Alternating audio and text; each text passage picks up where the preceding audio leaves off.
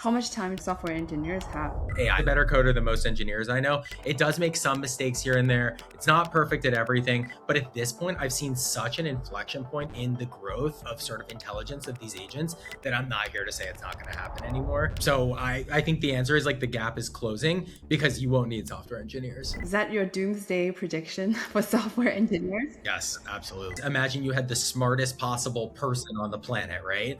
And you go up to them and you say, which of my customers were upset last year, right? The question is like, does it matter how smart they are? It's also a sense of knowledge. It's also, do they have the data to go through to actually decide? With OpenClaw, the equivalent would be you open your laptop, you put in your password, you go up to someone random on the street and you're like, here you go, take this and feel free to do what you want. They can always go rogue. And going rogue when someone has unlocked access to your computer, that could mean going to a browser, going to a website that you have your password saved on, logging in. Permissions are really difficult. When you sync the full data set from a third party, you need to make sure that employee A, who just joined the company as a new grad, is not able to see the board deck from your last board meeting, right? So what we do is we rebuild the permission sync twice. So we sync all of it in one engine. We have another engine that was built by someone who did not see the original code base and also syncs those permissions. I always think of, not to bring this up, but I always think of that ship that hit that bridge in Baltimore and how for 10 minutes you could see it was going to hit the bridge. Everyone knows like this is going to hit, but there is nothing you can do. This thing is just going.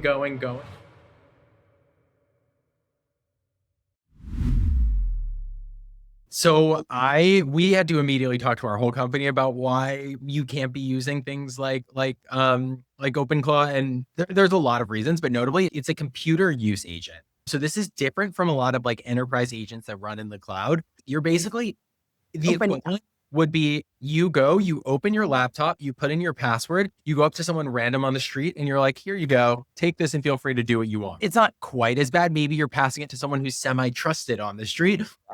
Because there are some controls in place, but it can always go rogue. And going rogue when someone has unlocked access to your computer, that could mean going to a browser, going to a website that you have your password saved on, logging in. What if you have iMessage on your computer and you have two-factor auth with your bank? Like, boom, it just logs right into your bank. So the risks are so immensely high right now of what you're inherently just giving this thing access to. Even if you try to lock it down, a lot of people just don't know enough to be able to do this. So our advice to our team has been, unless you are sure of what you're doing, just don't bother with OpenClaw right now. Everyone, if you are going to use it, you should be using it on like a sandbox. So that would be either like, I'm guessing most people here don't have this, like a virtual machine set up, something of that sort, something containerized or privatized. Or the other option is on some brand new side computer that you just want to mess around with. But you should assume that any services or anything you log into on that machine, you're giving an agent full access to do whatever it wants with. Yeah, I heard that new computer prices has gone up. Oh yeah, and that all of the, what is it, the Mac Minis are selling out. Yeah, Mac Minis. What's funny too is at Merge, we have the old company devices that we recycle, but we give our employees a chance to buy them at a very low cost if they want them before we send them to get recycled. And it used to be like not a lot of takers. A lot of them did end up getting recycled, but now like they're all getting purchased. As soon as we get one decommissioned, people buy it. Speaking of MCP, a lot of people has been talking about MCP since last year. And I remember you said something like most public MCP servers aren't enterprise grade. Mm-hmm. And why is that? I think there's a mix of things. So I think it started with marketing. Everyone just wanted to have something out there to kind of be first to market for an MCP and all of that. Yeah. And I think the problem was they didn't expose a lot of tools. They didn't make things super reliable. They didn't test really deeply. And so ultimately you end up with all these tools out there that people tested once and were like, this doesn't work super well. I'm not going to use this. Also, auth is not super easy with MCP. And so actually getting connected and making it all work is just difficult. And yeah, that's why at Merge, we decided like one of the most important things here is tool reliability. And how we've done that is we build out all of the integrations from scratch. We don't use any official MCP servers. We rebuild all of them. We cover all tools. So we basically cover anything that's needed for common use cases. Because again, we've become experts in this space over 6 years. And then lastly, we train over all of the ticketing data that we have from customers who have ever reported bugs or edge cases. And so just off the bat, these integrations are just built to be extremely robust and handle broad use cases. I think, unfortunately, a lot of the APIs at these big companies haven't been touched in years. And so you have people trying to tack on MCP servers with no real connection to the problem. And that's why you've seen that. And actually, you have seen some platforms release much better MCP servers. They've gotten better over time, but it's still a huge problem. The vast majority are unusable. Can you explain what is MCP in a very simple language for just in case people don't know what it is? Yeah, I think the easiest way to think about MCP is it's like an API built for agents.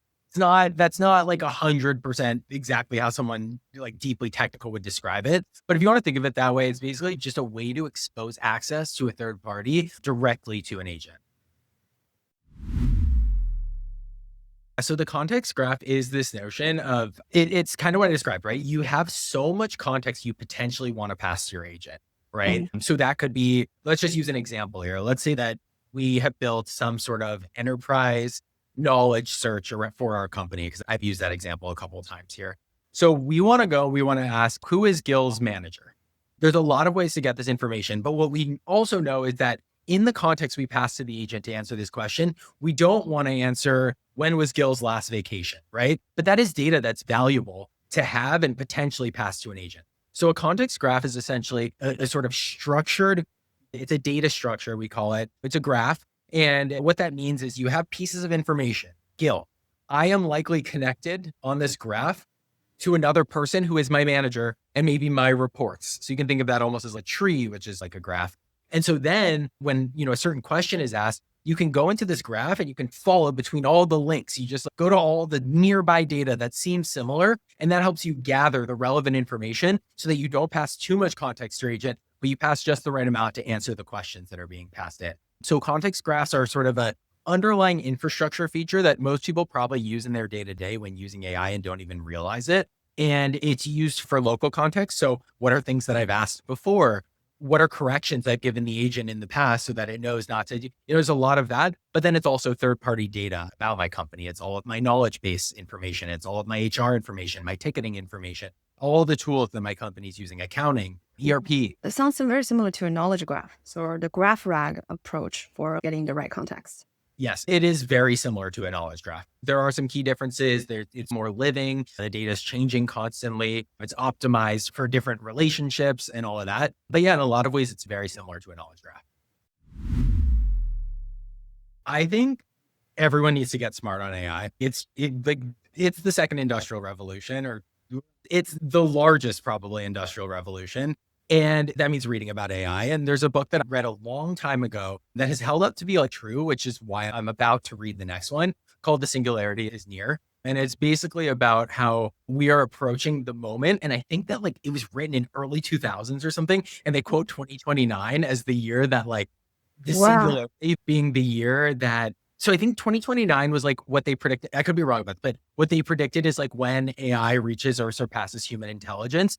And then 2045 or something is the year of the singularity, which is when humans and machine technology merge. And it's so weird because you're seeing things popping up that are like this. You have Neuralink, which is the chip in your brain that can help, and AI is getting good enough, and Neuralink can run AI. And so we're getting to this point where it's things are starting to come true from there. There are some wild, outlandish claims in there, and it's a cool book for that reason. I like that. It's like a thought experiment, and a lot of it is not true, and a lot of it is true. But I think this claim around the singularity is really interesting, and I love reading about these things because it helps you realize what the art of the possible is with AI and where things are going to go, whether or not you believe every single claim or guess in that book.